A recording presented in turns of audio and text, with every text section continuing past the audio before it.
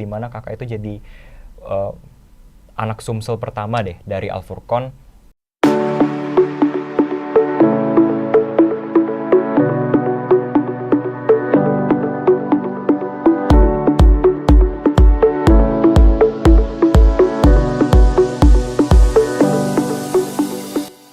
Assalamualaikum warahmatullahi wabarakatuh. Hai Sobat Furqon, kembali lagi ke acara podcast SMA Al Furqon Palembang dalam program Apa Kabar Alumni. Saya Putri Indah Azhara dari kelas 11 Atimia sebagai pembawa MC podcast hari ini. Baiklah, kita kedatangan tamu nih, yaitu kakak alumni Fauzi Asyidi. Hai Kak, apa kabar? Alhamdulillah baik. Kakak ini alumni SMA keberapa sih di Al Furqon? Kakak alumni ke-6. Oke, kakak sekarang sibuknya apa ya? Untuk sekarang kakak ya kuliah kan, sibuk belajar. Cuman alhamdulillah diamanahi juga dari Ikatan Keluarga Gajah Mada Sumatera Selatan sebagai project officer acara tahunannya Into UGM namanya itu. Acara ini tuh sebenarnya memfasilitasi teman-teman semua yang dari Sumatera Selatan, siswa-siswa SMA supaya bisa ikutan try out dan kami bisa dampingi juga biar mereka bisa dapat PTN impian mereka. Oke, kakak ini kuliah kan di UGM, terus jurusan apa, semester berapa? Oke. Jadi untuk jurusannya kakak itu ambil di Fakultas Hukum ya. Untuk semesternya sekarang alhamdulillah udah mau masuk semester 3. Oke. Apa sih alasan kakak ngambil jurusan hukum?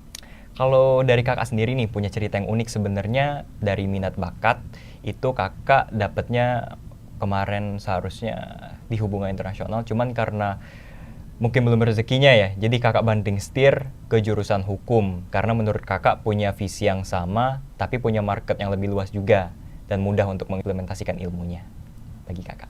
Kakak lulus di Universitas Gadjah Mada lewat jalur prestasi kah, SNMPTN atau yang lain? Nah gini, ada yang unik nih, kalau kakak itu lulusnya jalur IUP. Banyak teman-teman juga di rumah yang belum tahu ya jalur IUP. Nah jalur IUP ini itu tergolong unik karena tesnya itu pakai bahasa Inggris. Nah, jalur IUP ini sendiri itu adalah International Undergraduate Program dan menurut kakak ini jalurnya sama kayak PBUB di mana kurang disosialisasikan lah.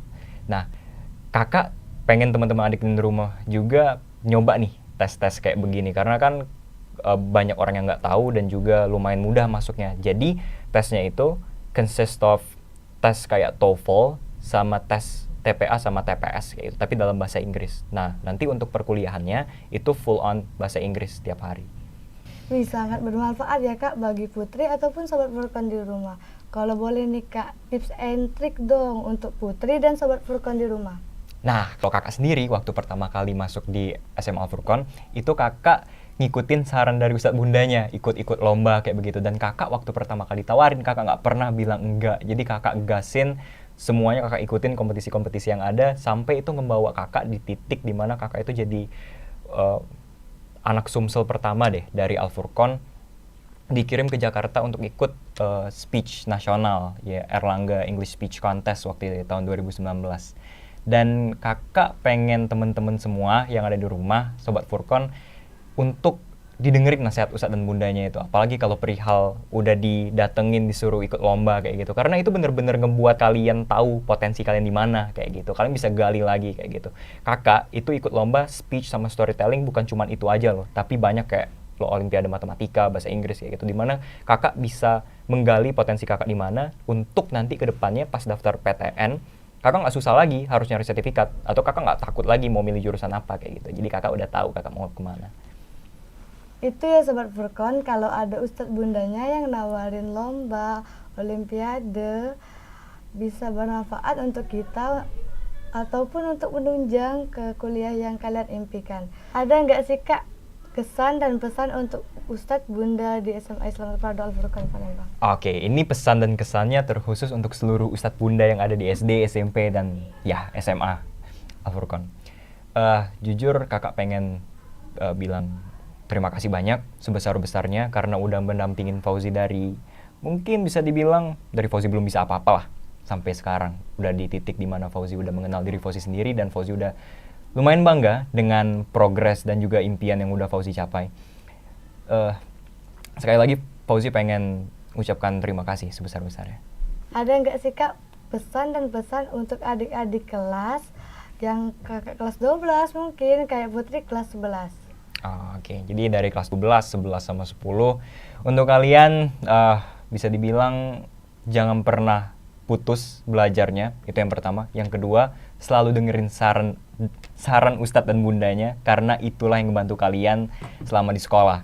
Kalau kalian berpacu atau bersikukuh dengan pendapat kalian sendiri itu nggak masalah, tapi usahakan itu harus selaras juga dengan visi dan misi kalian.